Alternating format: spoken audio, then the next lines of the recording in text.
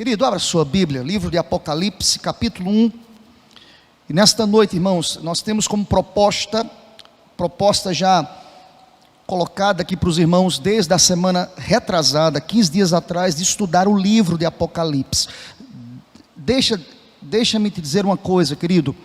Eu disse semana passada que, via de regra, quando nós estudamos Apocalipse, normalmente as pessoas já entram para o livro de Apocalipse carregando em seus corações e mentes conceitos estabelecidos de alguns pontos, sejam eles pré-milenistas, histórico ou dispensacionalista, amilenista, pós-milenista. E aí eu quero dizer para os irmãos, porque eu estou citando isso, porque essas ideias, elas serão postas ao final do livro. Eu vou apresentar todas elas, mas ao final do livro, meus irmãos. A nossa proposta é estudar o livro, e ao final do livro, porque essas ideias foram colocadas historicamente, quando o livro foi estudado, correlacionando com alguns profetas maiores do Velho Testamento.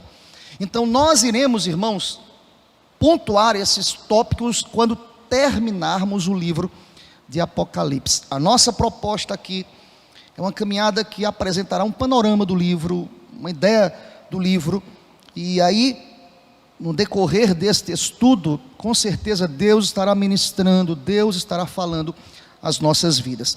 Hoje à noite, irmãos, de forma introdutória no livro, fizemos a introdução geral semana retrasada, e hoje, olhando para o livro, eu queria estudar com os irmãos do versículo 1 ao versículo 8 de Apocalipse, que nos diz o texto: revelação de Jesus Cristo que Deus lhe deu para mostrar aos seus servos as coisas que em breve devem acontecer, e que ele, enviando por intermédio do seu anjo, notificou ao seu servo João, o qual atestou a palavra de Deus e o testemunho de Jesus Cristo quanto a tudo o que viu. Bem-aventurados aqueles que leem e aqueles que ouvem as palavras da profecia e guardam as coisas nela escritas, pois o tempo está próximo. João, as 7 igrejas que se encontram na Ásia, graça e paz a vós outros, da parte daquele que é, que era e que há de vir, da parte dos 7 espíritos que se acham diante do seu trono, e da parte de Jesus Cristo, a fiel testemunha, o primogênito dos mortos e o soberano dos reis da terra, aquele que nos ama e pelo seu sangue nos libertou dos nossos pecados, glória a Deus, e nos constituiu reino, sacerdotes para o seu Deus e Pai. A ele a glória e o domínio pelos séculos dos séculos, amém. Eis que vem com as nuvens, e todo olho o verá, até quantos ultrapassaram, e todas as tribos da terra se lamentarão sobre ele, certamente, amém. Vamos juntos, o versículo 8, toda a igreja: eu sou o alfa e o ômega, diz o Senhor Deus, aquele que é, que era e que há de vir, o Todo-Poderoso, aleluia. Deus seja louvado, meus irmãos. Leozinho, passa por favor o primeiro slide para a gente, por favor. Irmãos, em forma muito sintetizada,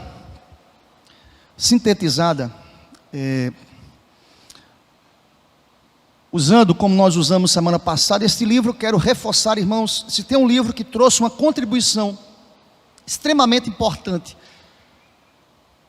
para o conceito, para alguns contextos, ou para alguns conceitos acerca de Apocalipse, eu quero indicar a leitura desse livro, de William Hendrickson, Mais que Vencedores. Esse livro ele é muito bom, irmãos.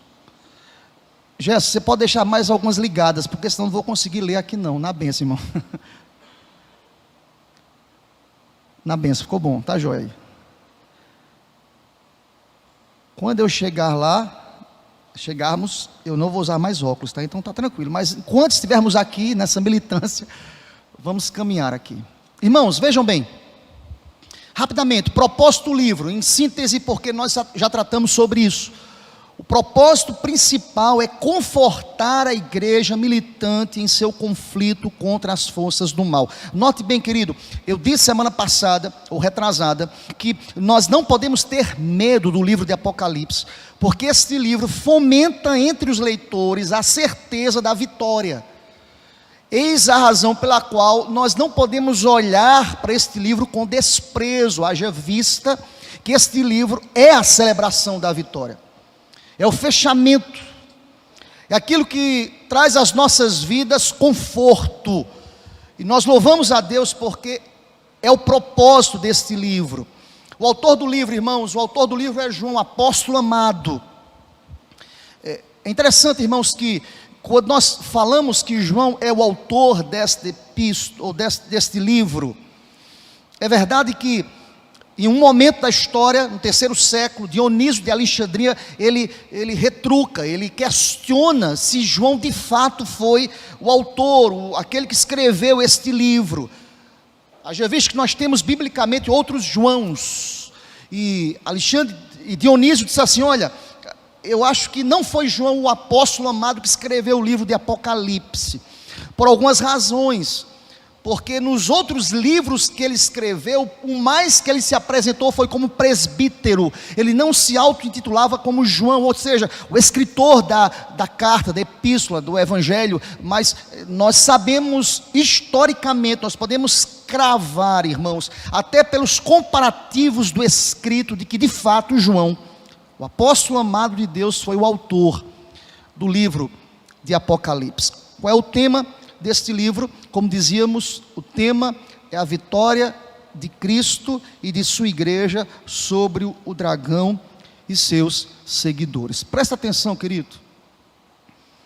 Nós precisamos entender, irmãos, que o propósito deste estudo é nos aproximarmos deste livro não com curiosidade, mas com alegria e a satisfação de que estamos tomando nas mãos algo que o próprio Deus revelou a João para trazer à igreja sofrida, perseguida, maltratada pelas lutas da vida, o bálsamo e a certeza de que no final de todas as eras a igreja irá ser, e já irá triunfar vitoriosamente para a glória de Deus.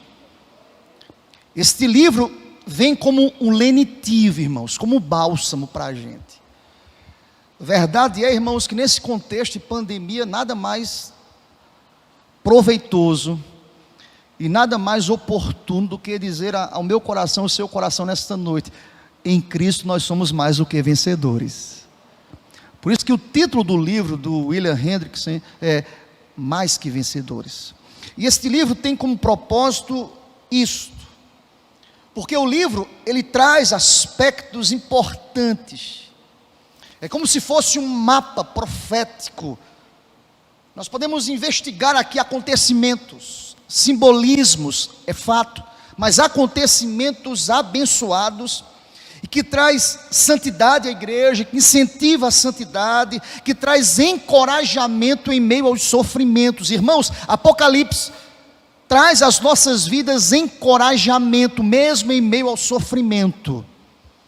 O que há de acontecer amanhã ou depois, nós não sabemos. Irmãos, há quem diga que o cerco está se fechando. Essas variantes deste vírus estão por aí. As perseguições já começaram.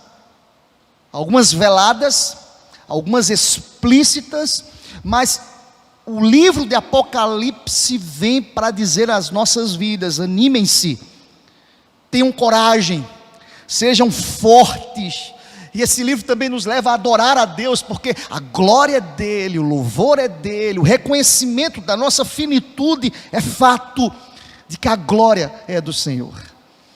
Irmãos, por que eu quero começar dizendo para a gente aqui que nós não podemos ler o livro de Apocalipse com a premissa da curiosidade? Por algumas razões, irmãos. Lhes digo isso, pois muitos curiosos têm se levantado ao longo dos séculos, historicamente, irmãos, trazendo aspectos sensacionalistas do livro de Apocalipse. a respeito das profecias do fim. Já vista que tem gente que tem medo de ler Apocalipse por causa desta visão sensacionalista da Bíblia. Por isso que a nossa proposta é estudar o livro, entender o que é que Deus quer nos ensinar através deste livro. Eu queria citar para a gente pelo menos 2 exemplos aqui de pessoas que usaram o livro de maneira errada. Por exemplo, no século XVI, o médico e astrônomo francês Nostradamus escreveu suas centúrias. O que eram as centúrias de Nostradamus? Eram 10 conjuntos diversos de profecias de Nostradamus, tendo o livro de Apocalipse como base. Se você ler um pouco das centúrias de Nostradamus, você vai perceber que as suas profecias são ilógicas, não há uma lógica cronológica, não há uma ideia que traga algum pouco de senso ao pensamento, não há nada disso. Ele solta textos isolados, ele lança profecias isoladas,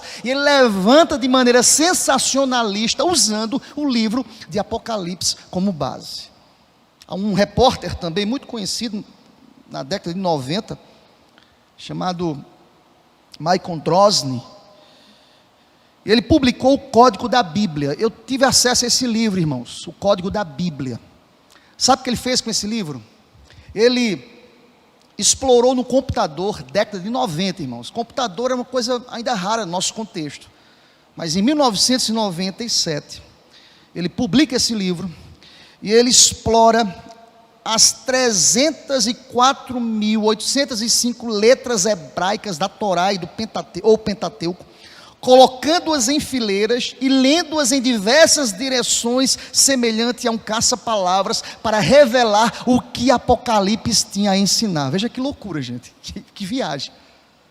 Ele publica esse livro, e quem já teve acesso a este livro sabe que é um livro, parece um quebra-cabeças, com várias informações. Ele faz links do Pentateuco, dos 5 primeiros livros, ao livro de Apocalipse. Eu quero lhe dizer isso porque tem muita gente que se aproxima do livro de Apocalipse de forma errada.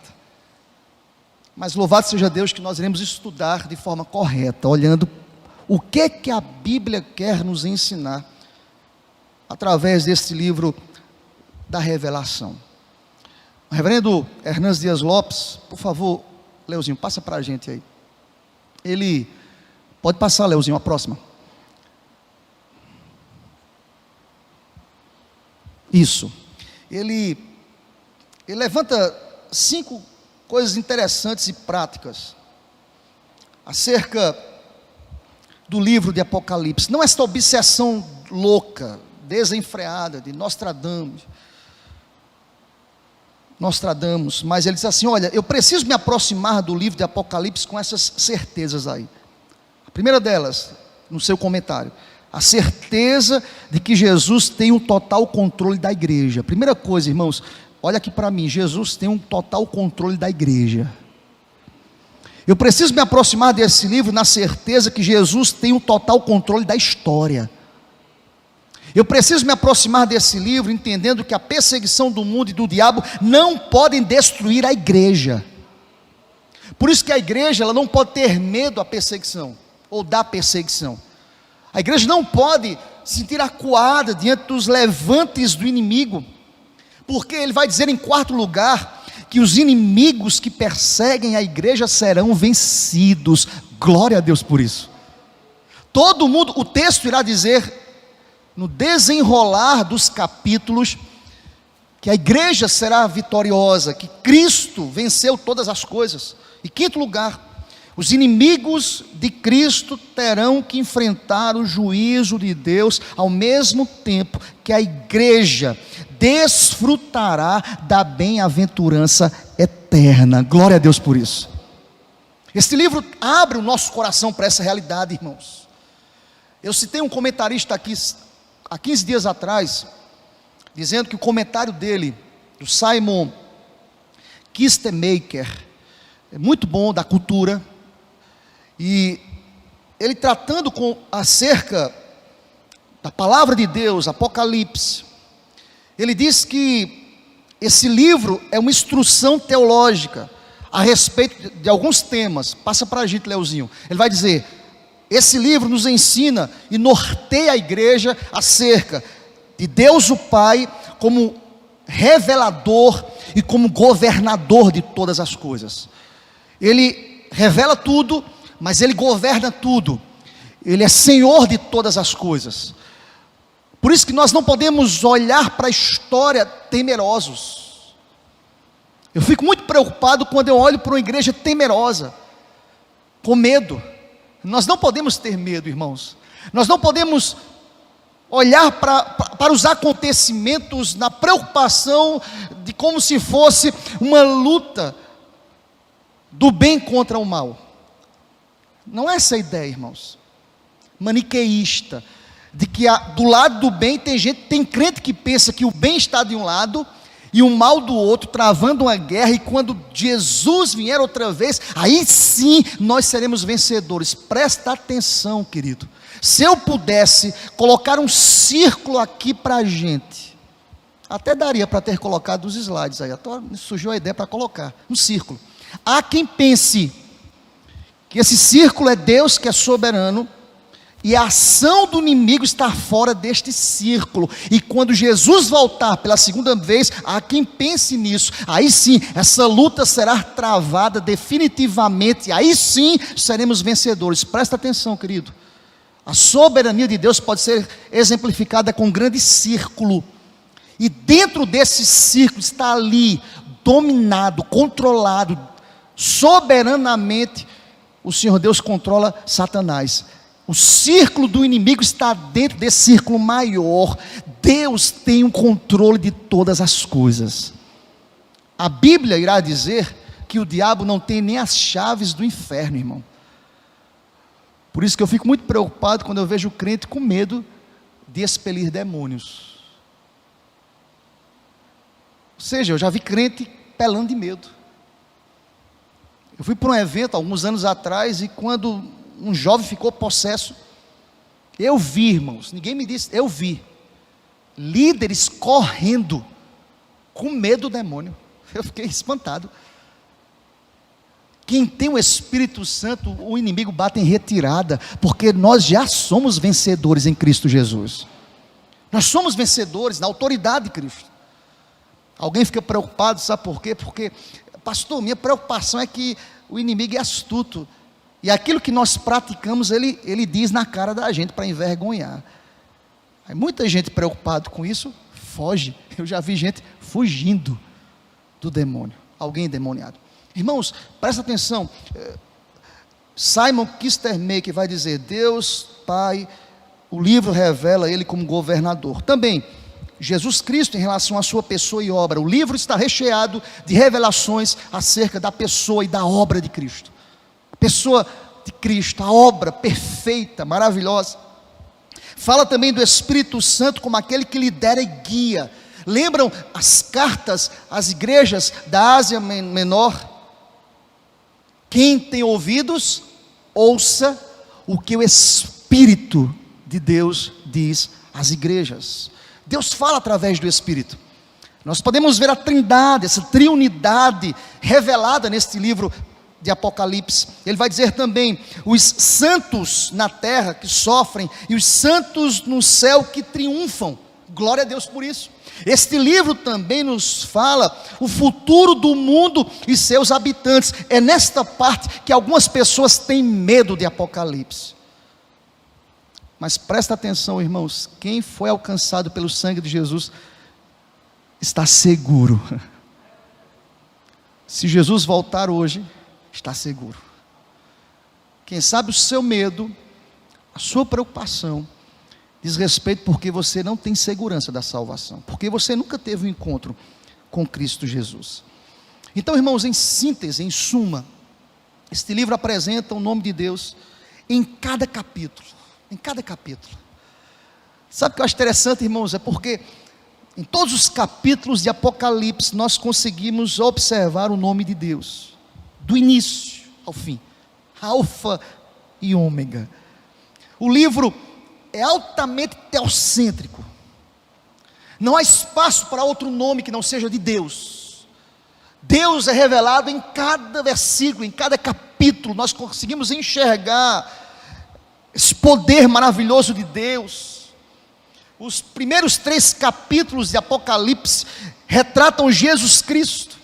No entanto, todo o livro revela o foco em Deus. Ele é a figura central, Ele é o centro, Ele é honrado aqui neste livro, Ele é adorado pelos séculos dos séculos, aleluia, amém. Vamos olhar para os versículos, irmãos, e dar uma caminhada boa aí na bênção. Olha o versículo 1, olha como esse texto começa, irmãos. Revelação de Jesus Cristo, que Deus lhe deu para mostrar aos seus servos as coisas que em breve devem acontecer, e que ele, enviando por intermédio do seu anjo, notificou ao seu servo João. Há um comentário, irmãos, da Bíblia de Genebra, bota para a gente, Leozinho, por favor, que eu achei muito interessante esse comentário. Diz assim, eu não sei se ficou pequeno aí, irmãos, mas diz assim: a maior parte do Apocalipse apresenta-se na forma de uma carta, com saudações, com desenvolvimento e despedida, e é impressionante como esta carta enfatiza a autoridade divina da mensagem, de Deus e Jesus Cristo, sua infalibilidade. Observem a palavra devem. Se você olhar para o texto vai dizer o seguinte: coisas que devem acontecer. Há uma relevância aqui maravilhosa nesta afirmação. Irmãos, não há dúvidas aqui do que foi revelado aqui. As coisas estão acontecendo. E por isso que algumas pessoas impressionadas imaginam que Deus é surpreendido. Não, João na ilha de Patmos já tinha sido revelado a ele: olha, as coisas vão acontecer. Eu fico impressionado quando a igreja fica assustada com perseguições. Deve acontecer. O inimigo se levantará, irmãos, e já tem se levantado. A igreja vai ser atacada, já tem sido atacada. O texto nos fala e investe profundamente acerca da comunicação da mensagem. Há uma relação de mensagem aqui muito grande no texto, porque o texto nos diz, ele tem origem em Deus Pai, é entregue a Jesus Cristo e revelado através de um anjo a João. O texto tem essa construção, se você olhar para o versículo 1, como acabamos de ler. Diz o texto: revelação de Jesus Cristo, que Deus lhe deu, irmãos. Percebe que há uma intenção aqui do autor para nos dizer que a base do livro é revelação de Deus, não é invenção do homem. Não é porque João está impressionado pelos fatos e os acontecimentos. João tem uma experiência profunda com Deus, e a ele é revelado a mensagem, e Jesus se manifesta, Jesus se revela, e Jesus usa anjos para trazer a mensagem a João. Porque a expressão já não nos bastava, a expressão de que foi Deus que revelou a Jesus e Jesus entrega a João, e por que a figura do anjo aqui? O texto toma emprestado aqui, irmãos, a figura de uma corte. A ideia aqui é para dizer para a gente que o rei tem à sua disposição até os anjos. Glória a Deus por isso. Até os anjos. Ele que tem o controle de tudo. Ele que é Senhor da terra, mas Ele tem autoridade sobre os céus. É interessante isso, irmãos. Essa relação de reinado, de soberania. Essa revelação é impressionante. E aqui, irmãos, João começa trazendo autoridade ao livro. Olha, foi Deus que revelou, foi Deus que manifesta essa verdade através de Jesus, o verbo que se fez carne, é enviado através de um anjo a João, para que João ensine a igreja. Mas vamos caminhar, irmãos, versículo 2, diz assim, vê só: o qual atestou a palavra de Deus e o testemunho de Jesus Cristo quanto a tudo que ele viu. Presta atenção, queridos. Algumas pessoas ficam imaginando assim: pastor, já questionaram assim, por que Paulo foi ao terceiro céu e disse que não poderia revelar algumas coisas que seriam absurdas, eu estou contextualizando, para a mente humana, e agora Deus traz uma revelação de fatos eternos aqui a João, para nos mostrar que é Ele que determina todas as coisas. Ele é Senhor. Aprove a Deus dizer a Paulo: Paulo, cale-se. É um apóstolo. Aprove ele dizer a João: escreve. Vocês percebem aqui que há para a gente uma ideia muito clara de que nós não temos a liberdade de dizer aquilo que nós queremos dizer. Estamos escravizados à mensagem, à palavra. É por isso que nós batemos com ênfase a ideia de pregação da palavra, mensagem.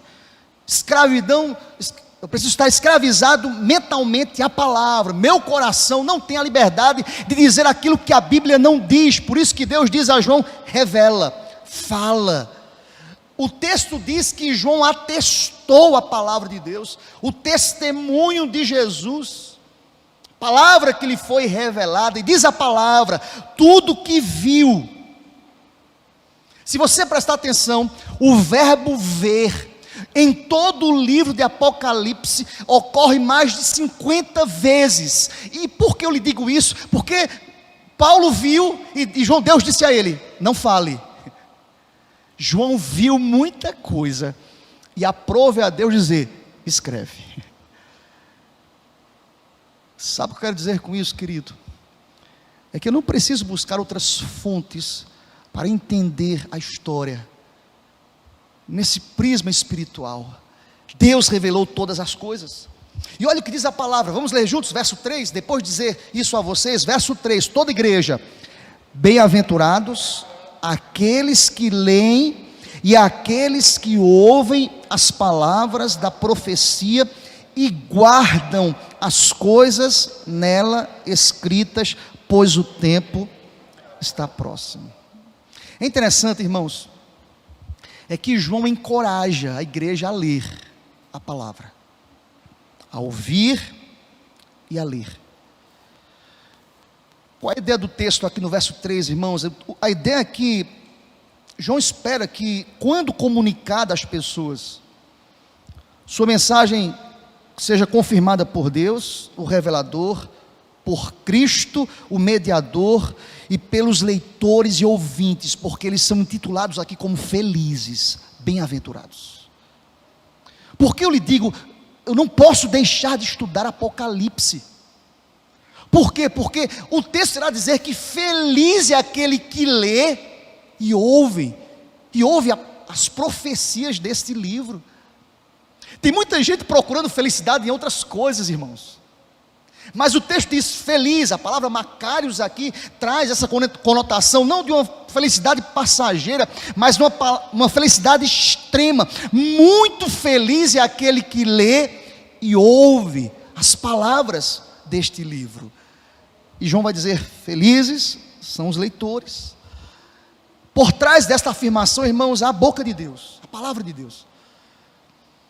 Por isso que eu preciso estudar com temor, com tremor esse texto.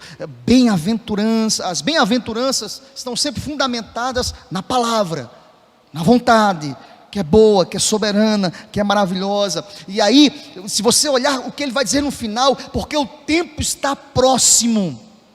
A ideia da proximidade, da glória, da salvação eterna, do final de todas as coisas, do corpo glorificado. Há uma ideia aqui escatológica presente, irmãos. Jesus voltará. E a perspectiva da igreja é que o tempo está próximo. A perspectiva é Maranata, ora vem Senhor Jesus. A perspectiva é que as promessas alinhadas aqui neste livro devem gerar no nosso coração a felicidade e a proximidade, o desejo desta proximidade o mais rápido possível. É quando João entra numa segunda introdução aqui, versículo 4, olha para o texto. Alguns estudiosos e comentaristas afirmam, irmãos, que Apocalipse tem duas introduções. A primeira, que foi lida até o versículo 3, irmãos, que era uma conotação extremamente do Antigo Testamento, esses primeiros 3 versículos, e diz alguns comentaristas que a segunda introdução tem a própria ideia de carta, a maneira dos escritos do Novo Testamento. E João começa dizendo assim: João, as 7 igrejas que se encontram na Ásia. Se você quiser entender aí que igrejas são essas, vai para o versículo 11 aí, desse mesmo capítulo, verso 11, estão ali dizendo: Éfeso, Esmirna, Pérgamo, Tiatira, Sardes, Filadélfia e Laodiceia. A carta tem endereço, irmãos. E essas igrejas, elas representam a igreja de Cristo. Essa carta é para a igreja, é para a gente. O livro de Apocalipse é para ser estudado pela igreja. Precisa ser amado pela igreja. O ímpio não vai gostar, e quando o ímpio estuda o livro de Apocalipse, levanta heresias, mas a igreja está habilitada pelo Espírito Santo a entender esse livro, e glória a Deus por isso. João vai dizer: escreve a essas igrejas. Olha o texto: graça e paz a vós outros. Lembram de quê? As cartas paulinas, as epístolas paulinas, as cartas gerais. Graça e paz a vós outros, da parte daquele que é, que era e que há de vir. Chama a sua atenção, querido, para as expressões aqui. Primeiro, João, ele revela aqui a autodesignação de Deus, aquele que é. Olha o texto: aquele que era. Quando você pensa assim, aquele que é, eu lembro de quem? Êxodo 3,14. Eu sou quem sou. Aquele que era, aquele que é Senhor. Mas se você olhar para o texto vai acrescentar uma ideia nova aqui: aquele que virá, aquele que está vindo. Se você olhar no Velho Testamento, todas as vezes que os livros apresentavam Deus dizendo aquele que é, o eu sou, nós não observávamos a expressão aquele que virá. João acrescenta isso, autorizado por Deus, para dizer e revelar a proximidade, aquele que está vindo, aquele que é Senhor e voltará, aquele que a igreja precisa estar vigilante para esse encontro. E isso me faz lembrar Marcos 1, eu vou te pedir aí lá, para ir lá rapidinho, Marcos 1, versículo 7, olha o que está escrito lá. Marcos 1, versículo 7.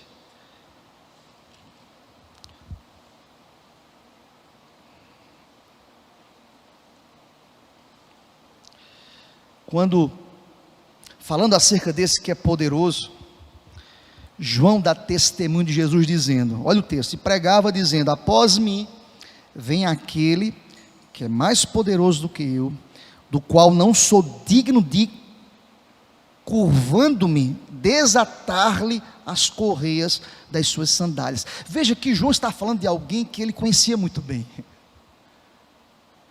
João estava revelando para aquela igreja, para as igrejas da Ásia Menor, dizendo o seguinte: olha, aquele que era, aquele que é, aquele que se fez carne, aquele que se revelou, mas aquele que voltará. Nós vivemos aqui no mundo, irmãos, na perspectiva às vezes descomprometida com a volta de Jesus. Vivemos dias aqui como se Jesus não fosse voltar. Presta atenção que João faz questão de começar o seu livro dizendo: aquele que está vindo. Toda vez que a mensagem exclui essa realidade de volta de Jesus, nós estamos sendo infiéis à mensagem. Jesus vai voltar, gente. Jesus está voltando, não para gerar medo, mas para gerar expectativa, alegria, certeza. Tem expectativa maior do que essa, de que quando Ele voltar, não teremos mais enfermidade, não teremos mais dor, estaremos com Ele por toda a eternidade. E isso tem que gerar no coração da gente expectativa. E olha o que João vai dizer no versículo 5, vai comigo.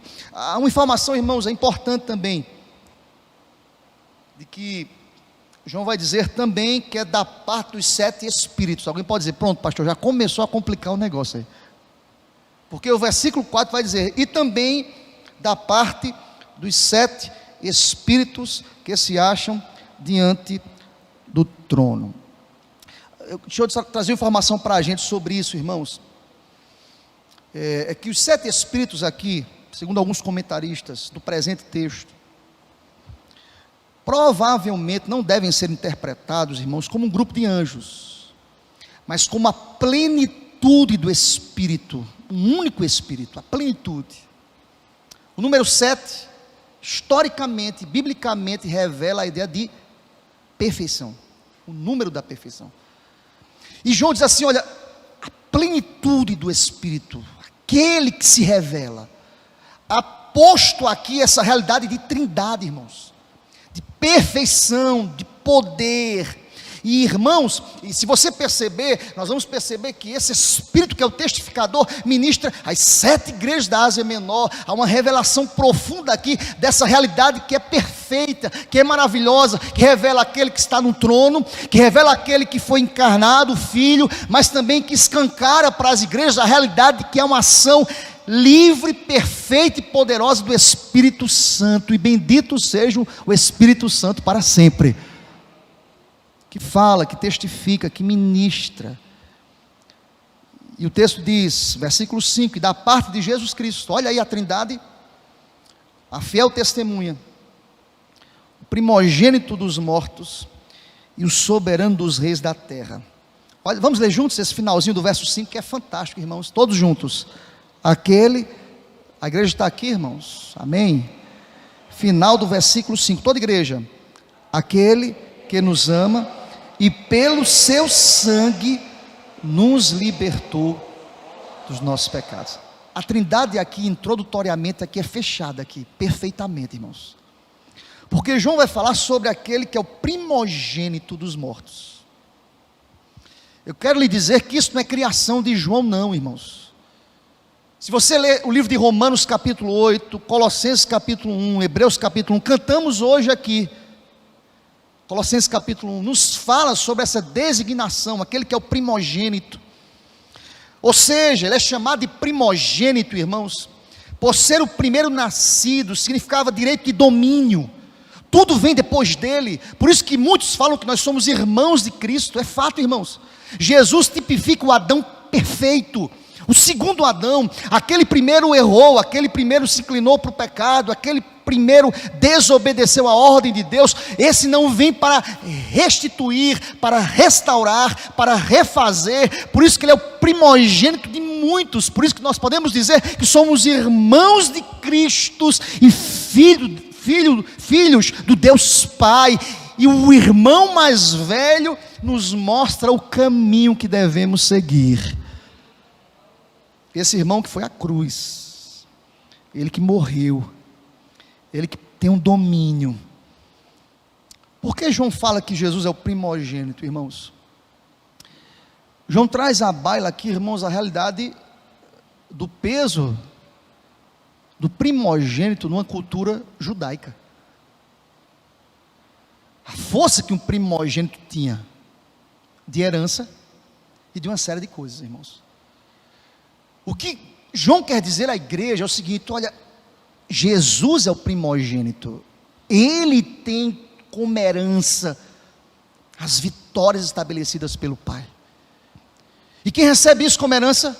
Nós que somos filhos, irmãos, nós que fomos adotados por Deus Pai. Veja a lógica do texto: porque Deus amou o mundo de tal maneira que deu seu Filho unigênito. Nós somos adotados. Por isso que nós defendemos a ideia da eleição, da escolha do Deus Pai. Ele adota, através desse filho, outros filhos, para que a sua glória pudesse ser manifesta através das nossas vidas. Por isso que a nossa mensagem tem que ser alicerçada na revelação do Deus Pai, através da mediação de Cristo e pela legitimidade do Espírito Santo. Que passar disso é do maligno, irmãos. A mensagem tem peso, tem autoridade, porque Deus Pai revelou, porque Jesus é o mediador dessa mensagem. A palavra se fez carne e o Espírito testifica esta palavra. Sabe por que você está entendendo isso que eu estou lhe dizendo? Porque você tem o Espírito de Deus. Isso foi presente. Por isso que Paulo vai dizer: é pela graça que o Espírito foi selado no meu coração. Você sabe por que o ímpio não tem prazer no estudo da palavra? Não tem o Espírito, irmãos. Não consegue discernir as coisas espirituais. O que é que João faz? Autoridade escrita aqui, revelação. Revela Deus Pai, mostra a mediação de Jesus aqui, dizendo que ele, olha para o texto, irmãos, foi Jesus, o primogênito, que nos amou e nos ama, e pelo seu sangue nos libertou dos nossos pecados. Agora veja a lógica do texto, para a gente caminhar aqui para o final, irmãos. Entendeu a lógica perfeita desse texto? Olha o que João vai dizer aqui no texto e nos versículos que se seguem. Porque se você perceber, ele vai dizer, ele que nos ama, ele que nos libertou, ele que derramou o sangue, ele que pagou o pecado, ele que se fez maldito, ele que remiu. A palavra remissão aqui nesse contexto é extremamente importante. O que é remissão? Deixa eu explicar rapidamente, irmão. Sei que o tempo urge, mas é importante explicar. Qual é a ideia de remir aqui, de remissão? Remissão, irmãos, é comprar de volta os prisioneiros da terra estranha. Nós fomos transportados do império das trevas para o reino de Deus. Você pode dizer amém por essa palavra? Você foi comprado. Ninguém mais tem direito sobre a nossa vida. Glória a Deus. Você foi comprado. Por isso que a ideia de remissão é muito forte na igreja. Você foi comprado. Você não tem direito mais. Você por adoção, Deus te comprou. E essa compra, essa remissão foi legitimada por Cristo. Deus é o verdadeiro proprietário das nossas vidas. O Deus de Abraão, o Deus de Isaac, o Deus de Jacó. Nós somos propriedades exclusivas de Deus. Olha a lógica. Se eu fui comprado, porque Jesus comprou através do sangue, o que é que João vai dizer à igreja? Versículo 6: e nos constituiu reino, sacerdotes para o seu Deus e Pai, a Ele a glória e o domínio pelos séculos dos séculos, amém. Você não tem a liberdade mais de fazer aquilo que você quer fazer, porque você foi conquistado para um reino perfeito. Você não quer mais viver no mundo. Vez por outra eu pergunto para algumas pessoas, eu nasci na igreja, irmãos, então não tive a experiência de estar no mundo e chegar na igreja. Eu já nasci na igreja. Acho que Ricardo também, não sei se Ricardinho também, pequeno. Muitos que estão aqui também. Mas uma das coisas que me chama a atenção é justamente a mudança de quem vem para o mundo, para a igreja, e diz assim: eu tenho nojo do mundo, eu não quero mais voltar para o mundo, porque o reino do mundo não mais faz parte da história dessa pessoa, porque ela foi comprada para um novo reino. E presta atenção, quem constituiu, quem determinou, quem estabeleceu, quem trouxe as normativas deste reino, quem traz essa redenção na perspectiva de alcance, de aliança, de pacto, é Deus. Porque diz a palavra, João diz à igreja, e nos constituiu. Não foi a moto próprio, não é porque você achou legal a igreja, não é porque você achou interessante o ambiente, não. Deus que nos constitui. Deus é soberano sobre todas as coisas. Essa palavra tem que trazer ao meu coração alegria, irmãos, porque a obra da redenção, igreja, abrange essa realidade maravilhosa. Ela nos traz absolvição de maneira maravilhosa da condenação eterna, e mais do que isso, Ele nos faz aptos para o serviço. Quem éramos? Ele nos redime e diz para você que não presta. Nós não prestamos, estávamos caminhando para o inferno. Eu vou te redimir e vou te fazer apto para você ser boca de Deus na vida de outras pessoas. Glória a Deus por isso. Que bênção, irmãos. E olha como João vai fechar, para a gente terminar aqui o texto. Veja, João apresenta a responsabilidade que nós temos como porta-vozes desta restituição. Por isso que eu fico muito preocupado, irmãos. Aí eu vou contextualizar para a gente. Quando nós não usamos as nossas redes sociais para a glória de Deus, tem que ser, irmãos, para a glória de Deus.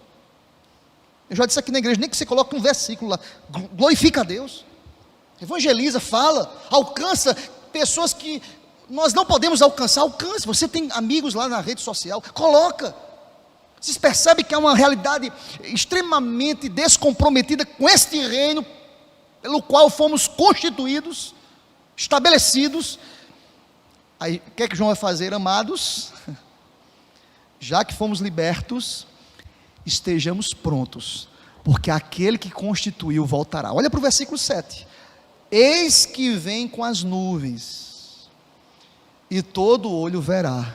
Maranata, ora vem, Senhor Jesus. Até quantos ultrapassaram, e todas as tribos da terra se lamentarão sobre ele, certamente. Amém.